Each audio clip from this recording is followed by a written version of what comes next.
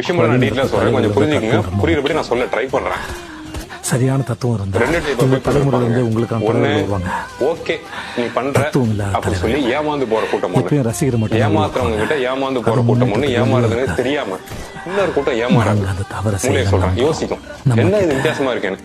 இப்ப சார்ந்து படங்கள் நடிச்சாரு, அரசியலுக்குள்ள வந்தாரு, படங்கள் நடிக்கிறாரு, பிடிச்சிருக்கு, அரசியலுக்கு வந்தா எனக்கு ஆபீஸ்ல பிடிக்கும், அங்க உங்க ஓட்டு அப்படின்னு கொடுக்குற கேங் ஒண்ணு இருக்கு, ஓட்டு போடுறேன் அப்படிங்கிறது. இன்னொரு கேங் யோசிக்கும், சாரோட ஃபேன்ஸ் என்ன சொல்றேன், நல்லா ஆடுனீங்க, ஓகே ரைட், இத்தனை வருஷம் ஆடுனீங்க, உங்களை பிரைஸ் பண்ணா உங்களை எதிர்த்து பேசுறப்ப நாங்க சப்போர்ட்டா சோசியல் மீடியால இன்னும் ரைட்.